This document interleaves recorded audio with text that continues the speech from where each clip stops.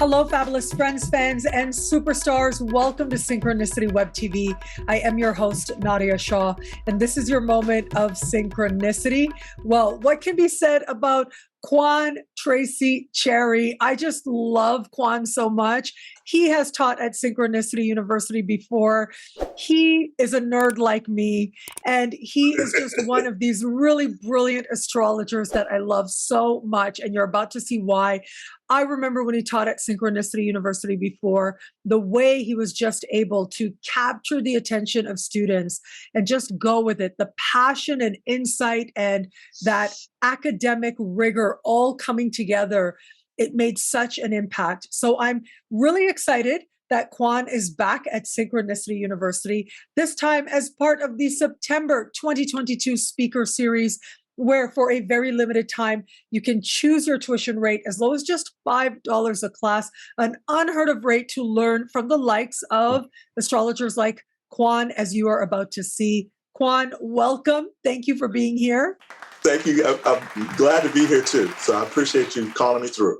Oh, of course. And you know, I just adore you as an astrologer, as someone who just brings this wonderful clarity, but also that integrity to what you do as an astrologer. So it's really very wonderful to see. And so let me actually take it a little bit of a step back. How did you get into astrology? Well, undergrad was in financial accounting, and young Black boy, young African-American who loved math. So I was always pushed into business and pushed into the numbers.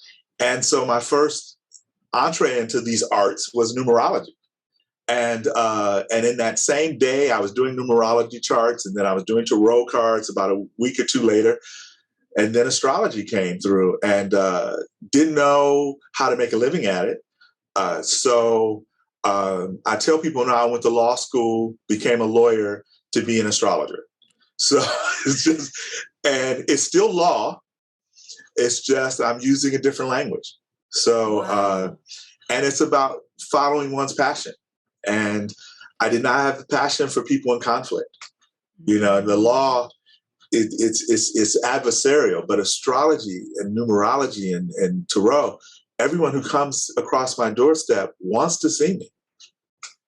So there's a level of just old home week that happens. And now I'm starting to see people's children and grandchildren. I mean, it's a beautiful thing. It's beautiful. I'd never quite articulated it or thought of it that way, but I'll tell you, I don't know if you know this about my background, but actually my parents at a very young age as a child, they convinced me that I was to be the future Prime Minister of Canada. I remember that, yeah. So my dad had this vision for me that I would become a lawyer. And then from there, I could parlay that into a career in politics. And I remember as an undergrad, I started out as a major in social justice, but it just was one of those things where I naturally felt inclined towards philosophy. Halfway through my undergrad, I switched to philosophy, went on to graduate school in religious studies. So it's so interesting how I'd never conceptualized it that way. But it's that sense of conflict, but I guess we are people who want to understand the harmony and bring that harmony into it.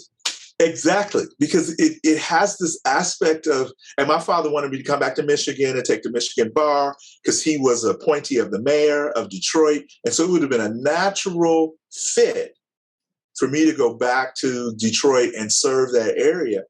And I ended up going in the other direction, literally to Seattle, to Washington, and took the bar there. And my son was born right after, he was born May 2nd. I got the results back May 3rd that I passed the bar. And all the while, Nadiya, I was doing astrology. So I didn't stop doing astrology while I was in law school. I just saw it as, they say the law is a jealous mistress.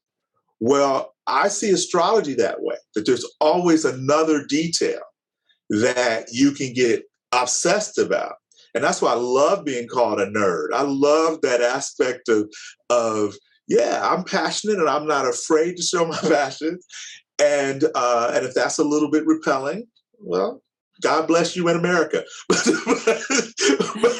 the point is that I see this as how I serve, how And I tell clients that the reason why I like tarot cards and I like the Aura material is that they cut through all of the detail. They cut through all of the logic and the attachment to, what happens under Mercury retrograde at the 9th degree of Libra in September? It cuts through the detail and gets to, well, what are the essential lessons to be learned while Mercury's in retrograde? Let's not get so caught up in he's in Libra going back to Virgo, which is fine. But let's talk about what does it mean for everyone, not just the Geminis and the Virgos and the sometime Aquarius, but what does it mean for everyone during those 3 weeks, 3 times a year? And so I see astrology as, if it's not getting us to ask those questions of how we can better relate to ourselves and ameliorate that conflict internally, then it gives us better relationships if we have more self-knowledge.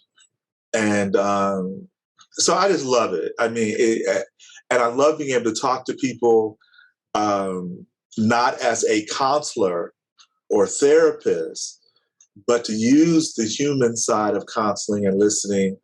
And then that way we can have an exchange instead of me reading or my inability to maybe talk about some personal things to aid you in your journey. So, yeah.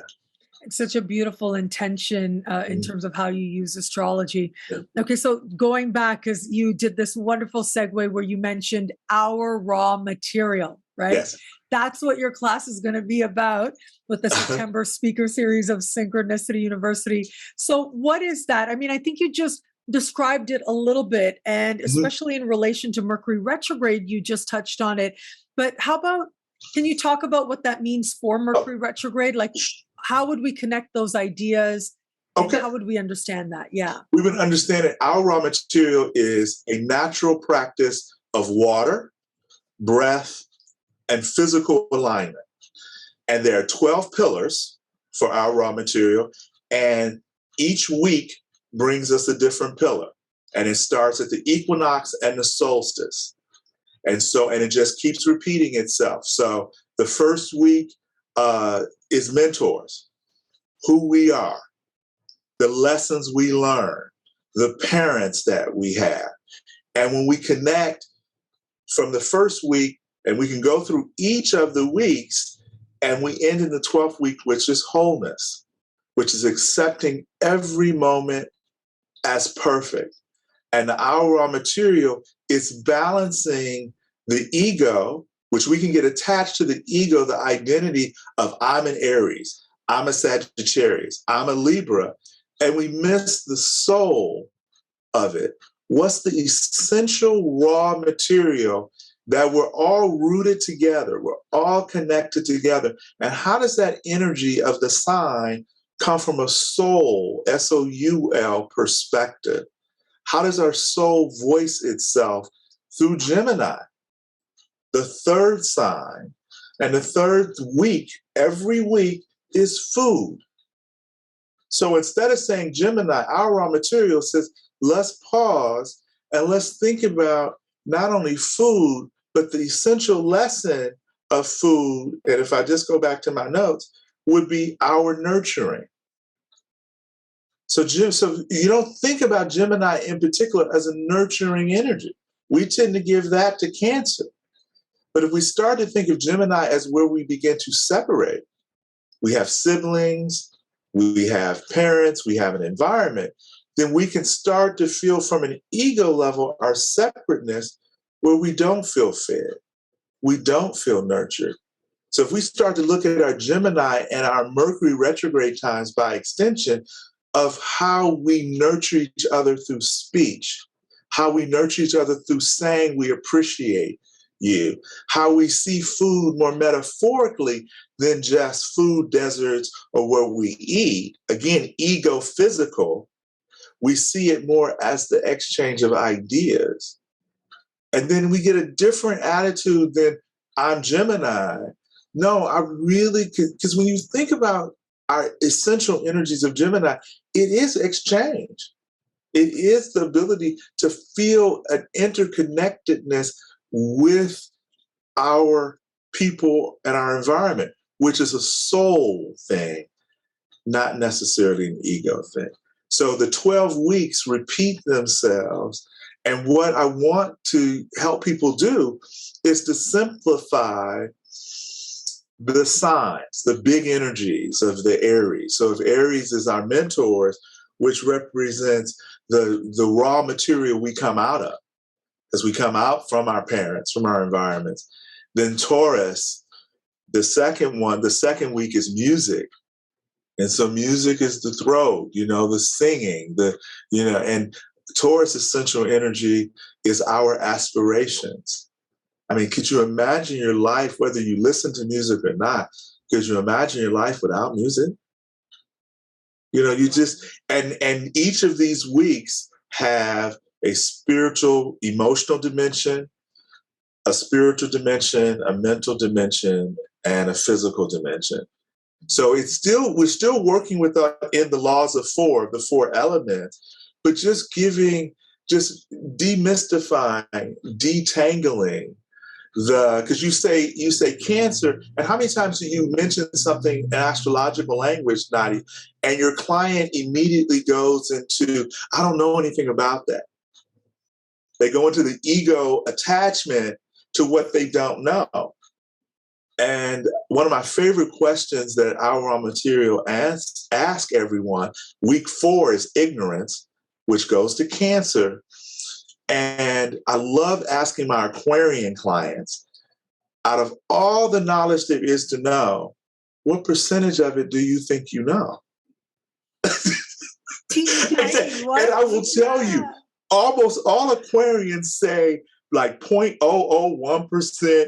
I have had some people say 20%. I go like, oh, okay, that's a whole lot.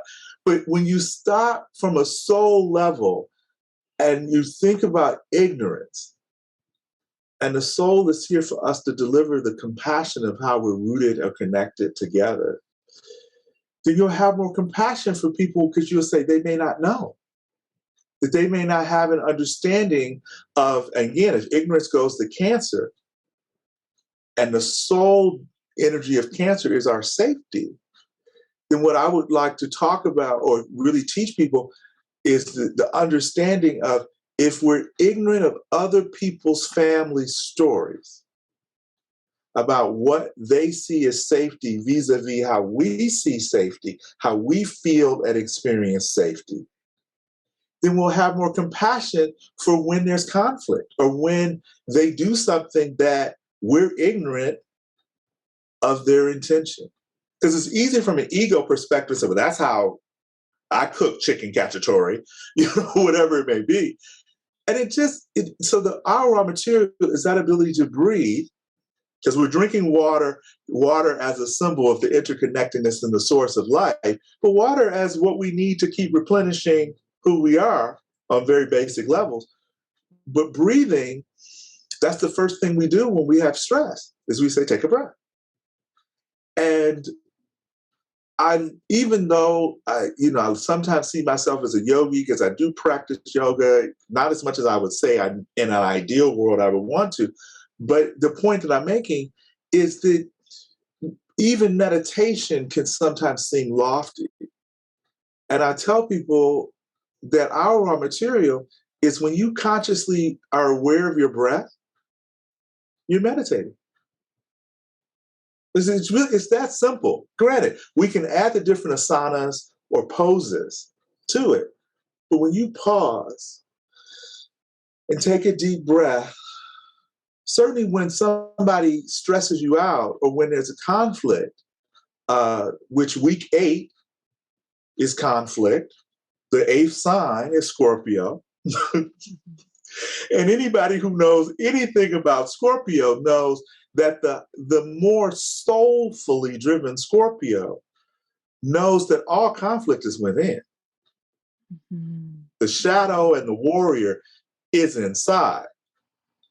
And so week 8 being conflict, the Scorpio aspect is understanding the necessity of it, but the major lesson is recognizing on a soul level, what are our triggers?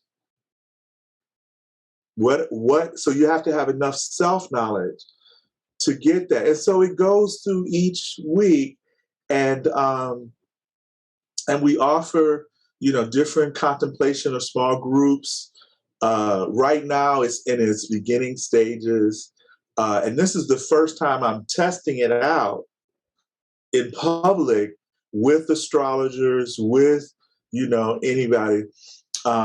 And I like the fact that we're doing it on like the last day of the summer. So we'll be starting a fall session in that next Tuesday, I believe the 27th. And it's an energetic piece of the breathing and of recognizing within the body, our physical body, how we carry those wounds. And it's just it's re-inspired my work in a lot of ways. I'm still doing astrology. Oh, of course. And all of this is connected to astrology and the elements are astrology as well.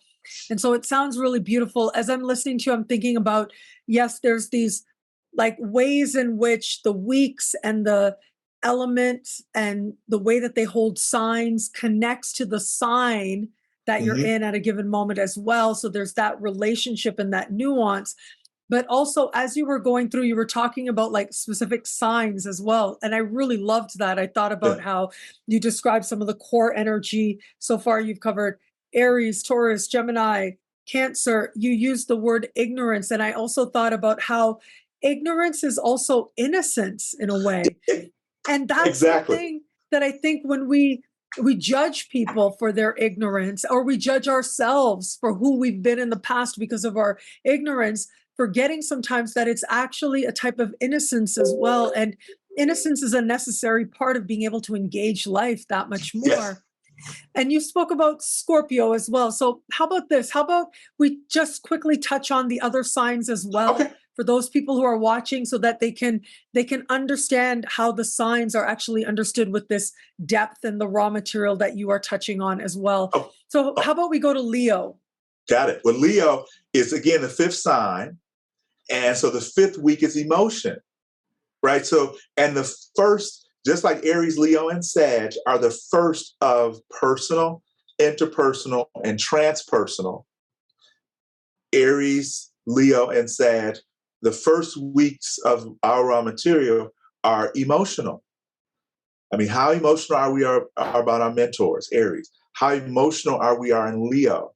And the essential soul raw material of Leo is expression of feelings. Just being confident enough to express the vulnerability in the moment. Because I tell all my fire signs, I don't give a rat's patootie about what you say. I look at whether or not you show up and what you do. And if you're expressing authentically from your heart. So after the feelings of Leo, we go to Virgo, and the second, 6th, and 12th weeks are music with Taurus. Virgo is listening. And so the second weeks are our spiritual week. So Virgo, you don't think of Virgo as spiritual, but Virgo has a humility, and its essential lesson is information. So listening and conscious, active listening. I mean, one of the things I'm at the beautiful certain age of attracting people who want to be mentored, and they want, and I tell all my counseling astrologers, thank people for when they answer you. Just pause and say, thank you for sharing the information. Just because it puts the person at ease. It lets them, and if you ask a question after they've talked, then they feel heard. And then they come back and they refer. So it's a pragmatic reason too. And then after Virgo, we get Libra, and Libra is values and ideals. And so if you think about Libra, the scales, and I need to tell you, my co-founder is a Libran, so there is that, her energy is there. And Tavish is very good at really understanding the priorities, because once our ideals are our playground, the air element.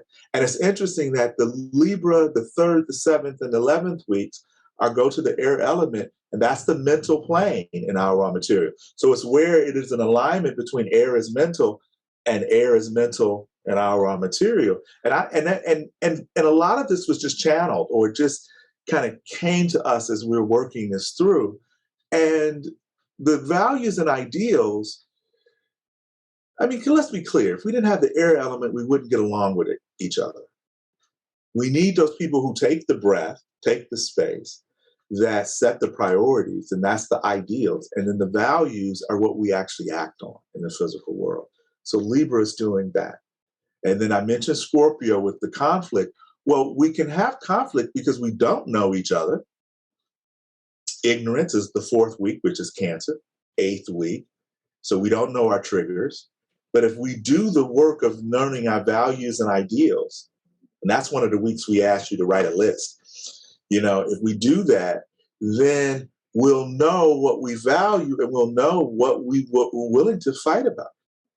Because I'll tell you, I don't know about you, but as a religious major and a philosophy major and big-brained Aquarius, and I believe your moon was in Sag, right? Yes, that's true. So you got these two freedom-loving energies that when you get too passionate about something, people will maybe throw back on you, oh, that's just your higher religious beliefs, and you may be judging me. And it's just like, no, just expressing my passion, my intensity of my perspective. That has nothing to do with whether or not you have my perspective or not. So in the 8th week of conflict, we're able to say this battle is not worth fighting. And then we go to the 9th week, which we're back again in emotion. And the 9th week goes to intention, which Sagittarius. So we need that intentions about how we move outside of our aspiration, our mentors, how we move outside of our personal feelings in Leo. What are we intending in our conversation, intending in our day-to-day? Then the 10th week, Capricorn. But the basic soul energy of Sag is our desires. So our intentions let us know what we still want to manifest. And then Capricorn being back into a spiritual week, it's our abilities. So our resources represent where we're going to manage to connect with others, to bring in more mutuality of resources. So remember, we're talking about the rootedness of how we're all interconnected on the soul level. And I love wordplay and puns. If you just change soul, the U to I, we get soil. So it's the soil, what we fertilize, how we connect to each other on these larger arenas, which is definitely Capricorn. Then after Capricorn, we get Aquarius, which is the alignment with intention. So you set your intentions in week 9, Sagittarius, learning our desires. We look at our resources and our ability to, and our abilities. And then the 11th week, it's our follow through. So how often do Aquarius, you get really excited about something? Because again, it's a mental week. You see the future, you see it so clearly, but you don't do anything about it.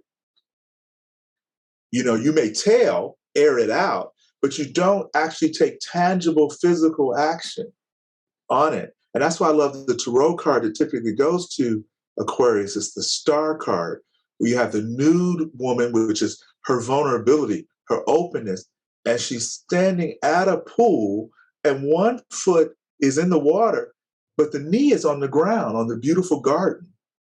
So we need the water, the inspiration, the interconnectedness, but we need the beauty and the groundedness of the garden.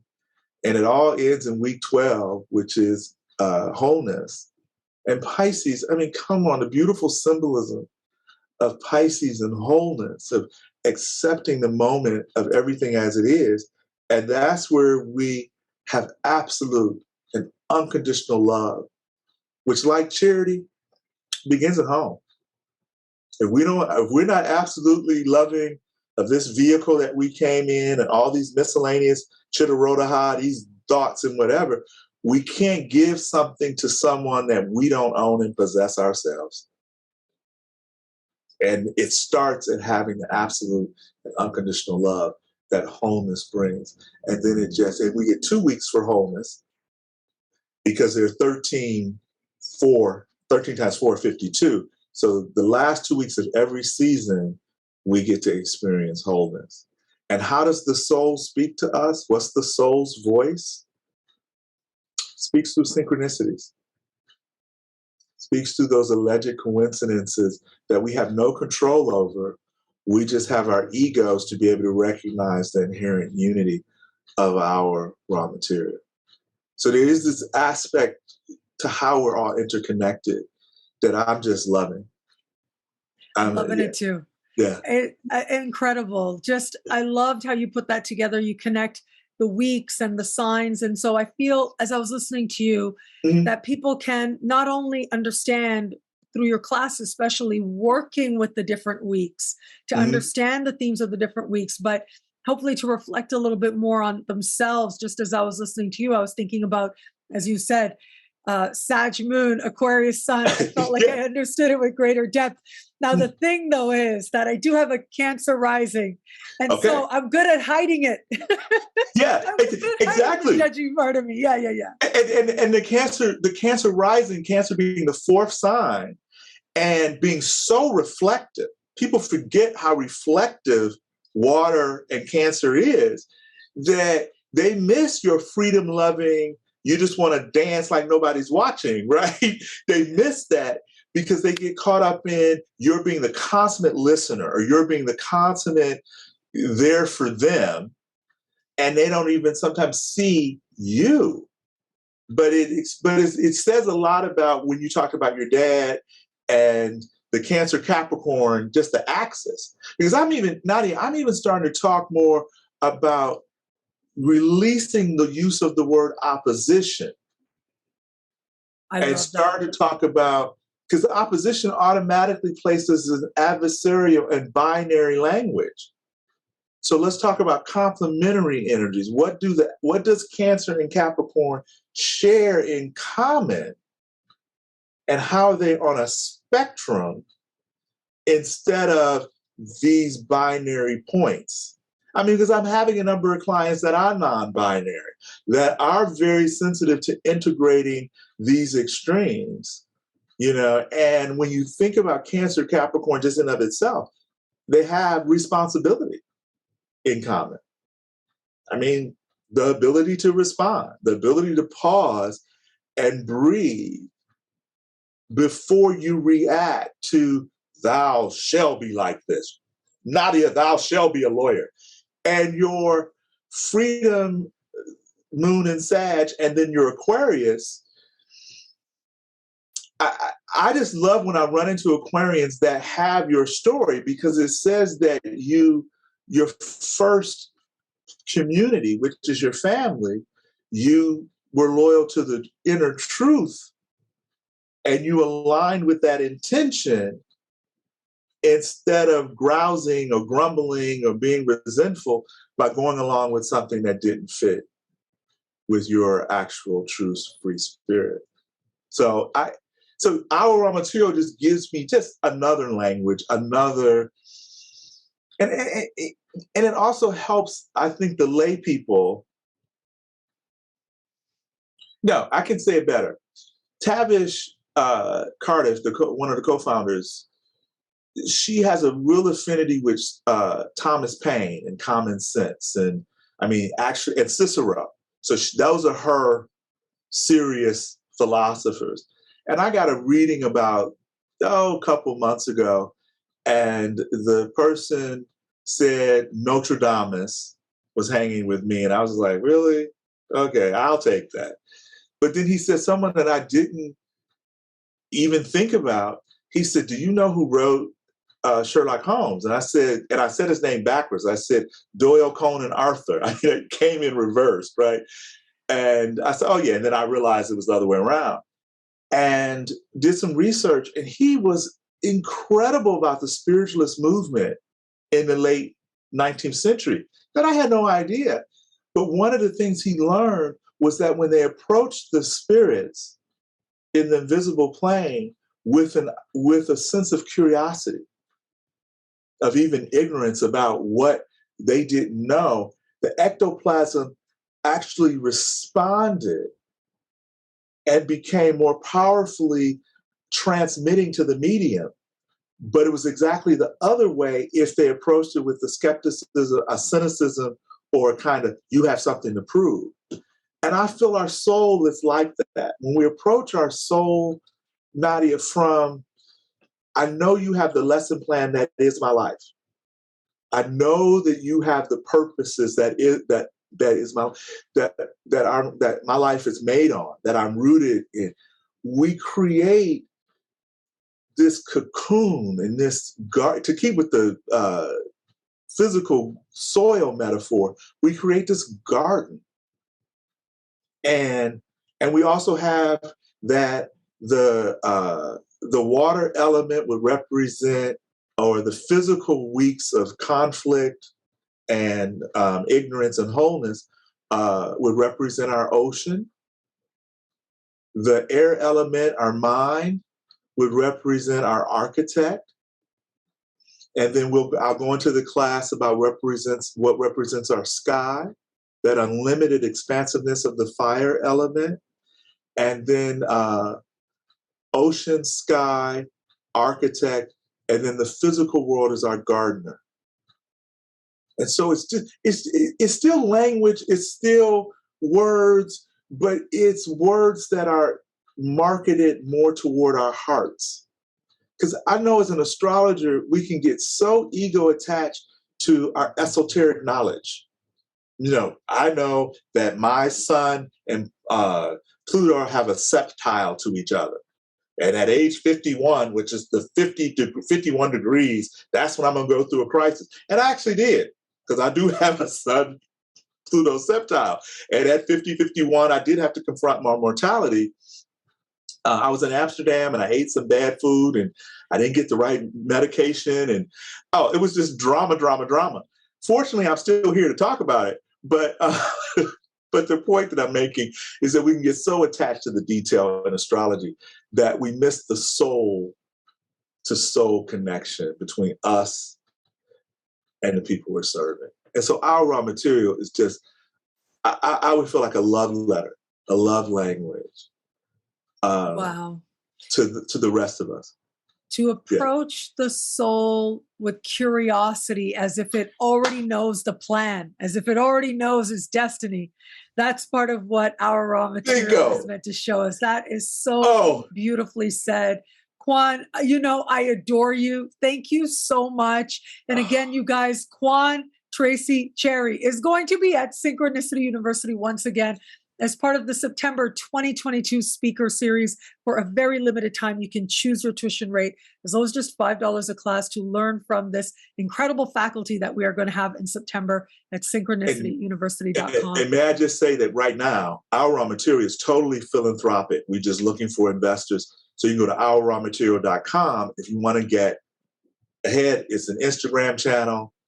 Just know that this is, in some ways, what I want to be a part of, a legacy of people really feeling who they are and how to bring it forth to everyone.